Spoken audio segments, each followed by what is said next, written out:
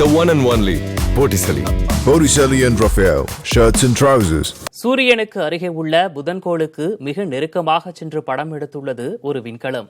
இதன் மூலம் புதன்கோள் குறித்த மர்ம முடிச்சுகள் அவிழும் என எதிர்பார்க்கப்படுகிறது.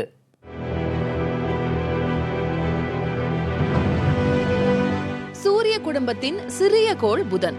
நமது நிலாவை விட அளவில் சற்று பெரியதாக இருக்கும் புதன்தான் சூரியனுக்கு மிக அருகே உள்ள கோள்.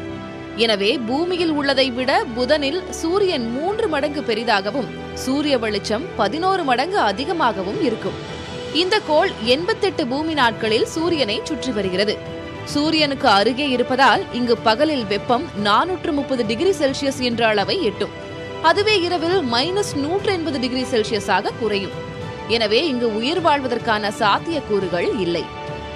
எனினும் புதன்கோளின் தோற்றம் குறித்து ஆய்வு செய்ய ஐரோப்பா மற்றும் ஜப்பான் நாட்டு விஞ்ஞானிகள் இணைந்து 2018ஆம் ஆண்டு பெபி கொலம்போ விண்கலத்தை புதனுக்கு அனுப்பி வைத்தனர்.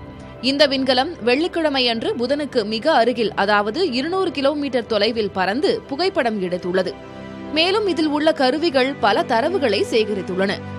இவற்றை கொண்டு ஆய்வு செய்கையில் புதனின் தோற்றம் மற்றும் மேற்பரப்பு குறித்து பல தகவல்கள் கிடைக்கும் என்கின்றனர் விஞ்ஞானிகள். மேலும் 5 முறை இதேபோல நெருக்கமாக பறந்து புகைப்படம் எடுக்கும் இந்த விண்கலம் வரும் 2025ஆம் ஆண்டு புதனின் சுற்றுவட்ட பாதையில் நுழைய உள்ளது.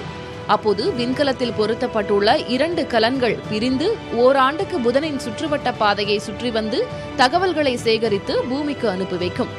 புதன் கோள் சூரியனுக்கு அருகே இருப்பதால் அதனை நெருங்குவது அத்தனை எளிதல்ல. எனவே அதிகபட்ச வெப்பநிலையை தாங்கும் வகையில் இந்த 2 கலன்களும் வடிவமைக்கப்பட்டுள்ளன. புதன்கோளில் ஏற்படும் மாற்றங்களை ஆராய்வதன் மூலம் சூரிய குடும்பம் குறித்த மேலும் பல சுவாரஸ்ய தகவல்கள் கிடைக்கும் என எதிர்பார்க்கலாம். புதிய தலைமுறைக்காக தேவிகா அருண்குமார்.